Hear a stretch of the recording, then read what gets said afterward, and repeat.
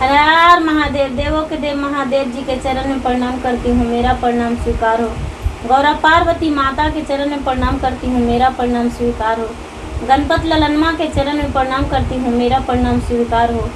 सब गुरु भाई बहन के चरण में प्रणाम करती हूँ, मेरा प्रणाम स्वीकार हो। माता पिता के चरण में प्रणाम करती हूँ, मेरा प्रणाम स्वीकार हो। अपने से बड़े को चरण में प्रणाम करती हूँ, मेरा प्रणाम स्वीकार हो। गुरु भाई बहन, मैं एक कथा सुनाने जा रही हूँ। इस कथा को पूरा सुनिए और हर जानिए। आधी नहीं, आधी सुनने में से गुरु का अपमान होता है, पूरा सुनने में ज्ञान होता है। इसलिए कथा को पूरा सुनिए और हर जानिए। हर हर महादेव, घर घर महादेव। एक किसी इंसान जो थे वो गाय और भैंस रखे थे। गाय भैंस रखते थे, दूध दही बेचते थे, उनसे परवरिश करते थे। वो जो इंसान रखे हुए थे वो प्रतिदिन घर से दही दूध ले जाके बेचने जाते थे। लेकिन वो जो इंसान बेचते थे, बूढ़ी थी, वो कभी दही में और दूध में पानी नहीं मिलाती थी। और जिसको देती थी उसको वो भी उनको कह के देती थी कि बेटी हम दूध में पानी नहीं मिलाते। उनका दूध बहुत जल्दी बिक जाता था।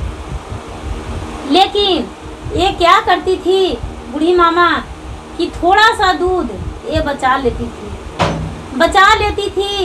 और एक शिव का मंदिर था और थोड़ा सा दही भी बचा लेती थी। ये शिव का मंदिर था और मंदिर जाती थी और मंदिर जाके और ये दही जो है वो शिव का भोग लगा देती थी। और जो दूध था, दूध का शंकर जी के सर पर चढ़ा देती थी, ढार देती थी। उनको स्नान करा देती थी दूध से और दही को भोग लगा देती थी।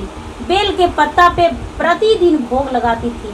बेल के पत्ता बिछा देती थी और उसी पे भोग लगाती थी। जब भोग लगा देती थी और वही रोज करती थी तो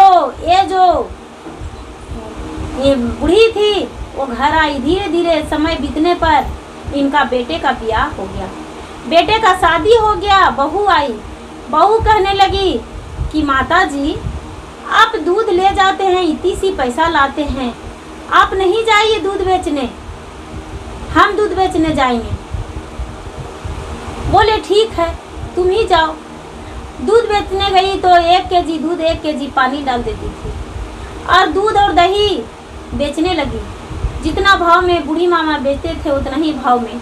और क्या किए कि बूढ़ी मामा को अलग कर दिए, अपने सास को अलग कर दिए, ससुर को अलग कर दिए, सास ससुर को अलग कर दिए। ये क्या की बूढ़ी मामा कि अपने जो कान का बाली था, गहना था उनके पास, कोई भी गहना, वो गहना को गिरवी धर दिए या बेच दिए।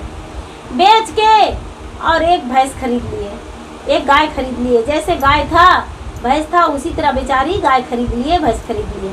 गाय भैंस खरीद के और बेचते रह गए गाय, और उसी तरह बेचते थे। सारे लोग इन बूढ़ी मामा का दूध दही का इंतजार करते थे कि बूढ़ी मामा जब लेके आएंगे तब उनका दही लेंगे, उनका दूध लेंगे। और इनके जो जितना तक बन पड़ता था उतना तक ही बेच लाते थे।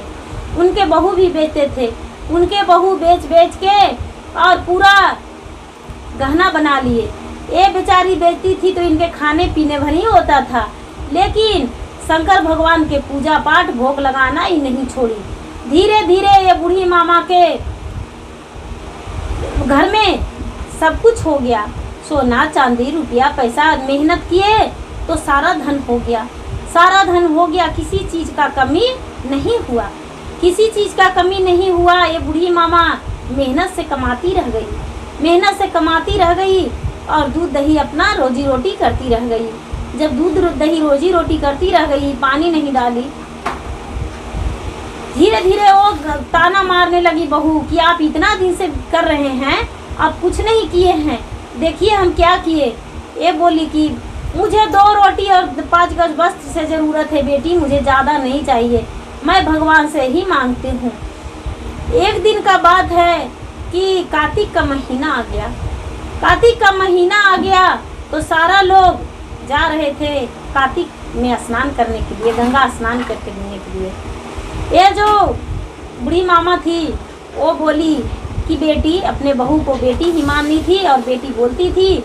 बहू चाहे जितना भी करती थी, लेकिन ये जो बूढ़ी मामा थी वो सारा दिन अपने बहू को बेटी ही बुलाती थी। बोली बेटी, हम गंगा स्नान जा रहे हैं, तुम भी चलोगी? ये जो बहू थी ये बोली हाँ माता जी, हम भी चलेंगे। ये जो माता थे बूढ़ी मामा, वो जो भी तन पे गहना पहने हुए थे वो सारे गहना खोल दिए, सिर्फ नाक में पहनले रह गए और मांग में सिंदूर लगा लिए। उसके अलावा हाथ में चूड़ी और कोई गहना नहीं पहने। और ये जो बूढ़ी इनका बहू थी वो सारा गहना पहन के और सज धज के एक महारानी की तरह चल दिए गंगा स्नान में। धीरे धीरे धीरे धीरे धीरे धीरे धीरे गंगा के घाट पर पहुंच गए। जब गंगा के घाट पर पहुंच गए तो ये बूढ़ी मामा गंगा जी में हेल गए और स्नान करने लगे। स्नान करने लगे और स्नान करके और जो भी पूजा पाठ के सामान ले गए थे ये पूजा पाठ कर लिए। जो भी ये बूढ़ी मामा दान पुण्य करने को लिए ले गए थे वो दान पुण्य करने लगे। दान पुण्य कर लिए जब तक बहू गंगा से नहीं निकली। जब गंगा से बहू नहीं निकली तो ये बूढ़ी मामा सोच रहे हैं कि अरे बहू हमको क्यों नहीं निकल रही है। तो ये बूढ़ी मामा कहते हैं कि निकलो बेटी, चलो अब घर, हम तो पूजा भी कर लिए हैं, दान पुण्य भी कर लिए हैं, लेकिन तू गंगा में ही डूबी लगाई हुए हो तो क्यों नहीं निकल रही हो, चलो घर जाना है। ये कहती है गंगा बड़ी पाप कैली माता गंगा ने आए ले, बड़ी पाप कैली माता गंगा ने आए ले, पानी आके पाए सा गंगा में दाही गए ले, पानी आके पाए सा गंगा में दाही गए ले, नाक के नथुनिया माता गंगा में भुलाए ले, नाक के नथुनिया माता गंगा में भुलाए ले, कैसे देखिए माता यारा पे मुहामा, कैसे देखियो माता यारा पे मुहामा, पाँव के पैजनिया माता गंगा दही गए ले, पाँव के पैजनिया माता गंगा दही गए ले, कैसे देखिए माता पाँव यारा पर, कैसे में रखिए माता पाँव यारा पर। ये कहती है बहू कि माता, जो मेरा पैर का पायल था वो भुला गया, मेरा नाक का नथिया था वो भुला गया, कान का बाली, जितना हम दही दूध बेचते थे पानी मिला कर, वो तो आज मेरा सब दहा गया माता। अब मैं क्या करूं? अब मेरे पास कोई उपाय नहीं है। मैं आपका बहुत दुख दिया हूं, मैं पानी मिला कर बेचती थी, अब मैं क्या करूं? मुझे माफ़ कर दीजिए माता। मैंने अपने आपको बेटे जो थे उनसे भी अलग करवा दिए, लेकिन माता मुझे माफ़ कर दीजिए, क्षमा कर दीजिए, अब ऐसा हम नहीं करेंगे।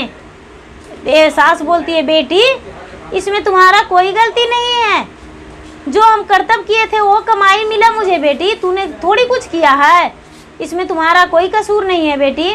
फिर भी जो सास बहू थी वो पूरा माफ़ी मांगते रह गई, माफ़ी मांगी और बोली माता जी मुझे माफ़ कर दीजिए। बहू को माफ़ कर दिए, बहू को माफ़ कर दिए और माफ़ करके और ये जो सास थी वो घर आई और घर आके और जेवनार करने के लिए पूरा ब्राह्मणों को निमंत्रण किए। सारे ब्राह्मण इनके घर निमंत्रण के लिए आए। जब निमंत्रण के लिए आए तो एक बूढ़ा ब्राह्मण आए, बहुत बूढ़ा ब्राह्मण थे, इतना बूढ़ा ब्राह्मण थे कि जिसका कोई कहना नहीं है। उनका शरीर पूरा ढूल रहा था, मांस पूरा पका हुआ, बाल थर थर शरीर कँप रहा था। ये बूढ़ी मामा जो देखे तो बूढ़ी मामा उनको पकड़कर और अंदर भोजन के लिए ले गए और बैठाए। बहू कहती है, अरे बाप, देखते हैं आज बुढ़िया कितना क्या है। कहती है कि हम अपने आप को धर्म करते हैं। ये जो बुढ़िया बहुत का तो धर्मात्मे है, बहुत सत्यवर्ती है। ये जो बूढ़ा बाबा आए हैं वो तो ज़रूर ही मर जाएंगे।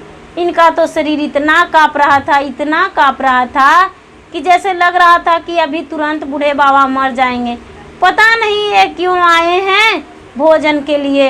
अरे बाप रे, हम तो साइड ही रहेंगे, हम नहीं जाएंगे उन बुढ़िया के तरफ। और वो जो क्या की, अपने घर छुप गई। वहाँ तो माफ़ी मांगी, लेकिन घर में आके छुप गई। ये बूढ़ी मामा जो थी वो क्या की कि उसके पूरा घर में भोजन करा के और दान पुण्य देने लगी, दान देने लगी ब्राह्मणों को। बूढ़ा बाबा बोले कि तू क्या मुझे दान देती हो? दान तो तुम्हें लेना चाहिए मुझसे, तू क्या दान देती हो? ये बोले, बाबा हम दान नहीं, मेरे पास सब कुछ है बाबा, आप क्या दान देंगे? हम तो आपको भोजन के लिए बुलाए हैं, जीवनार के लिए। ये तो शंकर भगवान थे, अपने रूप में प्रकट हो गए। जब अपने रूप में प्रकट हो गए तो बुढ़िया देखी तो चकित हो गई और झट से उनका पैर में लिपट गई और बोली, बाबा आप तो धन है, किस रूप में आते हैं वो तो कोई नहीं जानता है। बाबा ठीक है बाबा, आप दान देते हैं तो मुझे एक ही दान दीजिए, दूसरा नहीं। हम यही चाहते हैं बाबा कि मुझे सुहागन मृत्यु हो, अपने पति के कंधे से मैं जाऊं मरण घाट पे और मेरे पति मुख अग्नि दे, यही मैं चाहता हूँ और इसके अलावा कुछ नहीं चाहता हूँ। मुझे कोई लालच नहीं, मुझे कोई धन नहीं चाहिए बाबा। बोले, बेटी सुहागवती भवा, तुम अच्छा रहोगी, सुहागन रहोगी, तुम जो चाहती वही होगा। तुम्हारा मांग सिंदूर से सजा रहेगा। तेरी डोली जो उठेगा तो तेरा मांग में सिंदूर और तेरा सुहाग पूरा सिंगारों से शरीर सजा रहेगा, फूल हार पूरा तुम पे बिछा रहेगा बेटी, किसी चीज़ का कमी नहीं होगा। भगवान ने इन बुढ़िया को आशीर्वाद दे दिए और देकर और भगवान वहाँ से अंतर ध्यान हो गए। जब बुढ़िया सोई और आंखें खुला तो देख रही है कि हमारे घर में जो एक भैंसिया थी वो 2 हो गई है, 2 गाय हो गए हैं और घर में अन्न धन का किसी चीज़ का कमी नहीं है। सुबह उठा है तो देख रहा है कि इसके घर में तो इतना अनाज से भर गया, इतना सब कुछ से भर गया कि जिसका कोई कहना नहीं है। जब बहू देखी तो कह रही कि अरे गंगा स्नान दोनों साथ ही गए थे, रात में आए, आई बूढ़ी भोजनों बना के खिलाई, इसके बाद भी इसके घर में इतना अंधन कहाँ से आ गया? अब इसको इस घर से ही निकलवा देंगे, बिना घर से निकलवाए नहीं छोड़ेंगे। अपने पति से बोली कि अपने माता को घर से अगर जो नहीं निकालोगे तो हम अपना प्राण को हद देंगे। इस बात को जब इसका माता पिता को पता चला तो बोले, बेटी तू मुझे क्या निकालेगी, हम खुद निकल जाएंगे। तू क्यों चाहती हो कि ये घर से निकल जाए? हम निकल जाएंगे, हम चल जाएंगे। और ये जो बुढ़िया थी वो पति पत्नी गांव छोड़ के जाने लगी। जब गांव छोड़ के जाने लगी तो इनका घर में पूरा अग्नि लहरने लगा। जिस तरफ बहू रहती थी उस तरफ पूरा लहरने लगा। जिस तरफ बुढ़िया रहती थी उस तरफ आँच नहीं आया। बेटा बहू पूरा चिल्लाते घर से निकले और बोले कि अरे बाप रे, मेरा ससुइया घर में आग लगा दी है। सारी गांव के लोग बोले कि जब ससुइया घर में आग लगाती और ससुर घर में आग लगाते तो इस तरफ क्यों नहीं जल रहा है, तुम्हारे घर क्यों जल रहा है? तूने बहुत पाप किया हो इसीलिए तुम्हारा घर जल रहा है। अभी भी मौका है, जाओ अपने सास ससुर को जल्दी से घुमा लो रास्ते से, तब तुम्हारा धन संपत्ति बच जाएगा, नहीं तो तुम भी नहीं बचोगी। ये क्या किए, इसके बेटे झट से गए और माता पिता को पांव धरे और पूरा पैर हाथ जोड़े कि माता मुझसे बहुत बड़ा गलती हो गया, अब ऐसा हम नहीं करेंगे माँ, चलिए। ओ बुढ़िया नहीं लौट रही थी, लेकिन क्या करे, ममता एक ऐसा चीज़ होता है। बुढ़िया लौट गई। जब बुढ़िया घर लौटी और घर आई तो पूरा अग्नि जो था वो ख़त्म हो गया। जितना बेटा बहू के पास धन संपत्ति था वो सब नष्ट हो गया, किसी चीज़ भी नहीं बचा। और बुढ़िया क्या करे, वो बेचारी अपना ही तरफ रखने लगी। और वही बहू और वही बेटा बहुत इंसान बन के रहने लगा बुढ़िया के पास। जो बुढ़िया कहती थी वही बेटा बहू मानती थी और दो वही करते थे। और एक दाई की तरह बुढ़िया के पास बहू रहने लगी और काम करने लगी, रसोई देने लगी, बुढ़िया के काम कपड़ा घर झाड़ू पोछा सब करने लगी और बुढ़िया के अच्छे मान से रखने लगी। बुढ़िया जो है जो पूजा करते करते अरे बेचारी चलते फिरते इसका मौत हो गया सुहागन। इसके पति कंधा लगा के ले गए। जो शंकर भगवान कहे थे वही इनका पूरा हुआ। पति इनका मुखाग्नि दिए और ये बुढ़िया का कोई लालच नहीं था। जो बुढ़िया मांगे वो पूरा हो गया।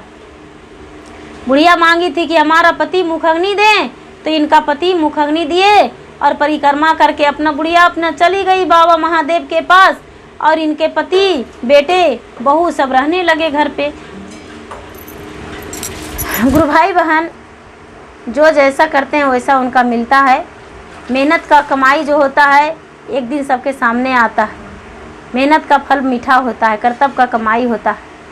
मेहनत का फल मीठा होता है, वो खाने में और दिखाने में भी। जो बुढ़िया की उसे मिला, बहू की उसे मिला। गुरु भाई बहन, मेरा वीडियो अच्छा लगे तो इसे लाइक कीजिए, शेयर कीजिए, सब्सक्राइब कीजिए। धन्यवाद।